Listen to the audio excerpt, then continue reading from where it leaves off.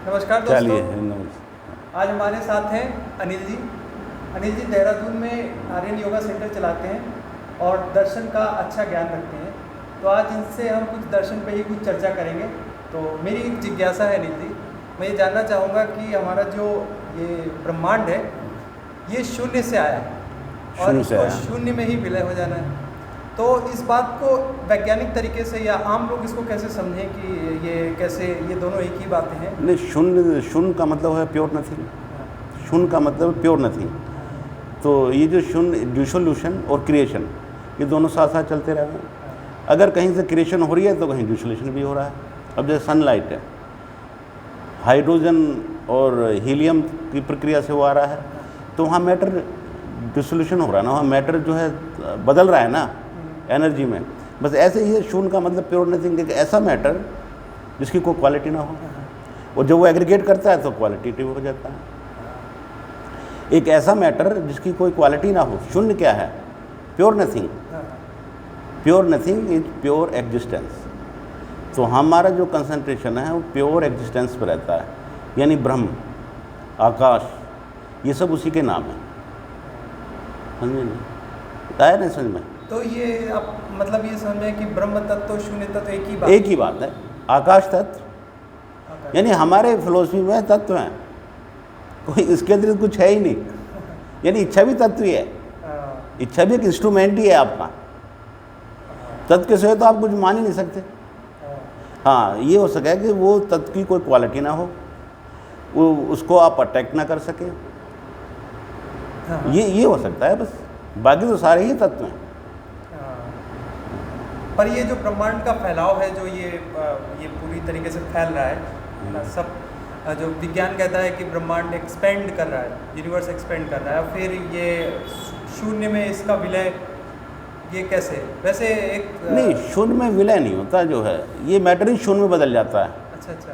तो एनर्जी, आप शून्य को एक टाइप की एनर्जी मान लो, यानी एनर्जी और मैटर का तो कन्वर्जन चलता रहता है ना, मैटर एनर्जी में। अच्छा, आप बताइए परमाणु बम कैसे चलता है?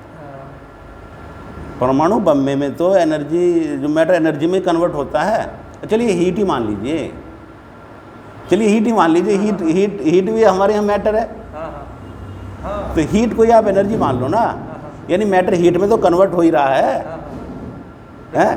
आप बता दीजिए, चलिए आप फिजिक्स वाले, हीट की व्याख्या बता दीजिए। हीट का किसी को पता ही नहीं। तो हीट वो एनर्जी है, वो मैटर है जो एक डाइल्यूट फॉर्म में है। यानी मैटर, अल्टीमेट मैटर भी तो खैर मैं नहीं कहूँगा, लेकिन जो एक ऐसा मैटर है जो डाइल्यूट फॉर्म में है। अब उसकी चूँकि उसमें क्वालिटी है, इसलिए मैं अल्टीमेट मैटर नहीं कहूँगा, चूँकि जो अल्टीमेट मैटर उसकी कोई क्वालिटी नहीं है। शून्य वही है जो अल्टीमेट मैटर है, इससे नीचे पर कुछ है ही नहीं। और चूँकि इसका विस्तार बहुत ज़्यादा है, और ये तो पदार्थ जो है एग्रीगेशन है, तो ये तो पदार्थ का ही तो एग्रीगेशन है। पदार्थ जब इकट्ठा होता रहता है, आपके जो बारीक वाले कितने सारे जो है पार्टिकल्स हैं, कोई ग्रेविटॉन बोलता है, कोई कितने सारे हैं, हाइपोथेसिस है, परिकल्पना ही तो है, तो उनको देखा तो किसी ने है नहीं। और कुछ देख भी लिया होगा, कुछ गॉड पार्टिकल वगैरह बता रहे हैं, ये न्यूट्रॉन को मार रहे हैं ना, हैं, कुछ तोड़ के बता भी रहे हैं, लेकिन उससे भी फिर बहुत छोटे हैं, और उससे भी फिर बहुत छोटे हैं, तो आप उन्हें डायरेक्ट तो नहीं कर सकते। ये चीज़ें हैं। मतलब आपका जो सब्जेक्ट है वो तो प्योर हमारी इंडियन फिलोसफी है।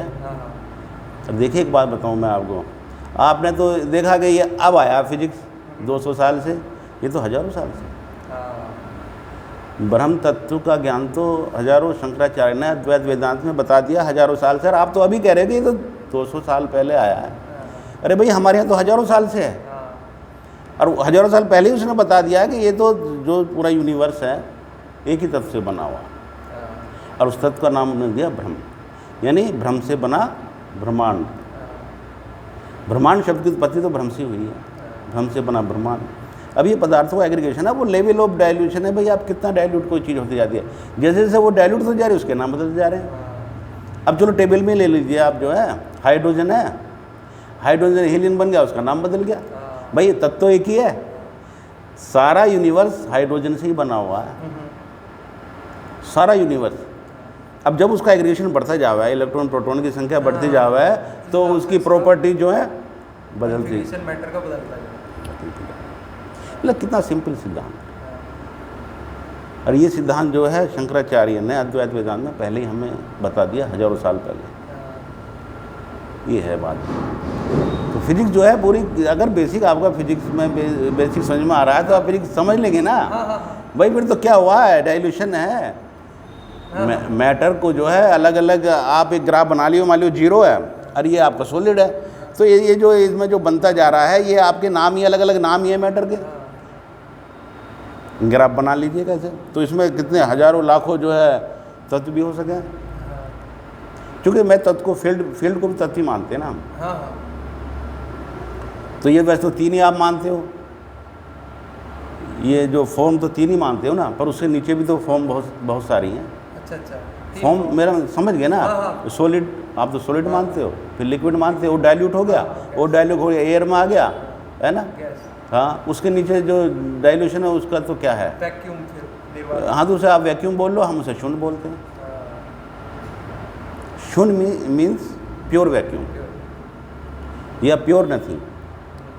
ये नथिंग जो है ना, प्योर नथिंग को भी ईश्वर ही मानते हैं। यानी आपको ये समझ में मतलब आम आदमी को अगर आप समझाओ तो समझ में नहीं आता कि नथिंग का मतलब ईश्वर से क्या मतलब है, लेकिन ईश्वर का मीन्स ही प्योर नथिंग है। हाँ, चलिए। तो ये आज का विषय था जिस पे हमने बहुत ही गहरी चर्चा की अतिथि से। आप अपने जो भी आपको इस से कोई आपको समझ में आया या क्या कौन सी बात आपको नहीं समझ में आई या आप क्या समझते हैं, इसको हमें ज़रूर बताएं और हमें सुझाव दें कि हम अपनी चर्चा में किन किन विषयों को जोड़ें। तो आज के विषय में इतना ही, मिलेंगे फिर अगले एपिसोड में।